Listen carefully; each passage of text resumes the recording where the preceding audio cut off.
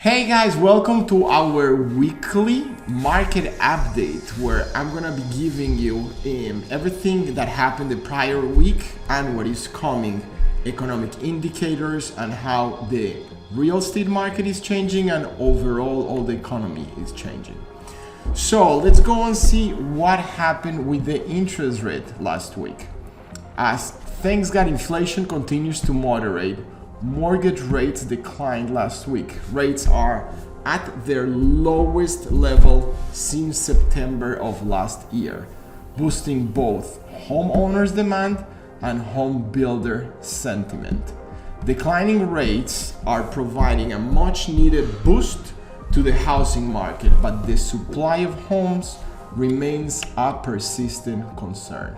And that is what I have said from the beginning.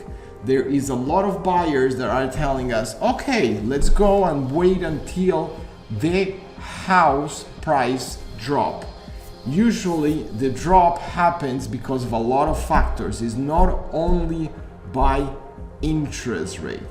The reality is the major factor of the price on a house is actually demand and supply. That's economic 101. Now, there's very few houses out there, okay? And since we have a lot of homeowners that have a very low interest rate in the 2s and 3s that they refinance on 2 or 3 years ago, okay?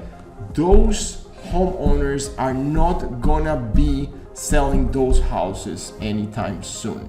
So it is important to understand that the 101 economics of supply and demand are going to continue ruling the price of a house. And that is why we see here, for example, this is in the Bronx area, the house price, if you see from the end of 2004 here, went up almost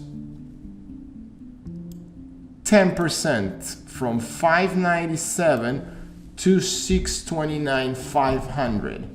That is the Bronx bureau in New York City.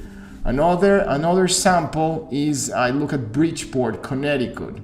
On January of 2022, average price was 312. Average price in December 327. So in both markets, prices of homes actually continue going up. Now, why is the interest rate dropping? Thanks God. Okay, let's read what is affecting right now the interest rate mainly, and it's the inflation. When inflation went up, interest rate went up. Now inflation, thanks God, is coming down. So let's read first and let's learn first of all what's inflation. The US inflation rate is the percentage in which a chosen basket of goods and services purchased in the US increase in price over a year. Inflation is one of the metrics used by the US Federal Reserve to gauge the health of the economy.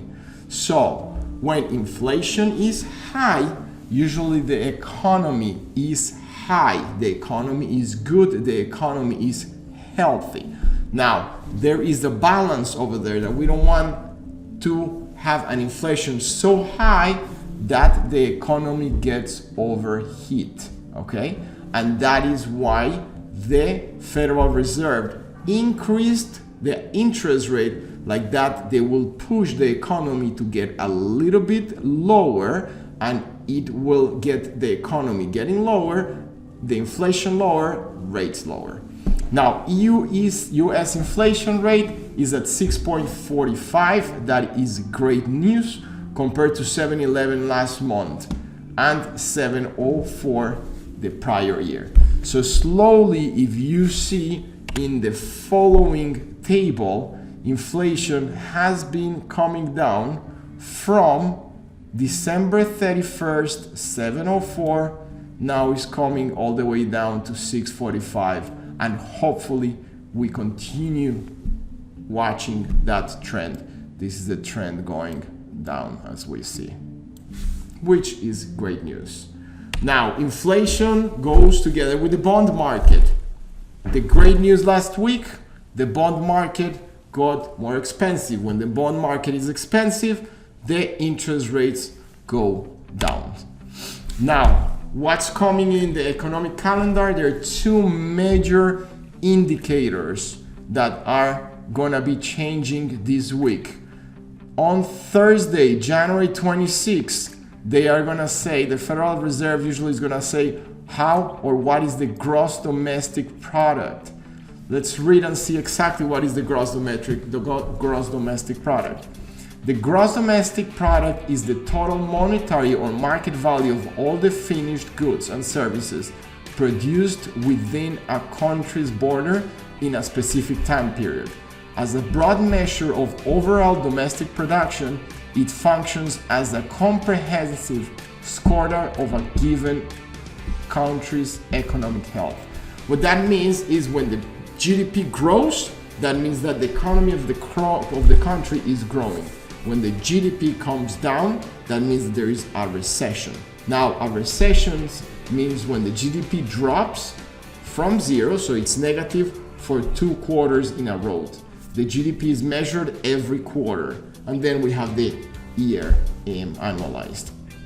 So this is very, very important measurement.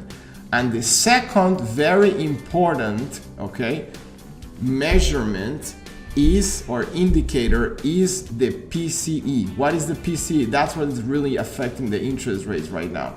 The PCE is the personal consumption expenditure. It's the price index excluding food and energy, also known as the core PCE price index. Is released as part of the monthly personal income and outlays report. This is the core index that tells us if prices are going up or down, which is a huge measurement that we need to be following. Okay guys, so I hope that this will help you understand what happened last week, and I hope to see you next week where I'm gonna do the summary of what happened the prior week and what's coming the next. Thank you so much for attending. Bye bye.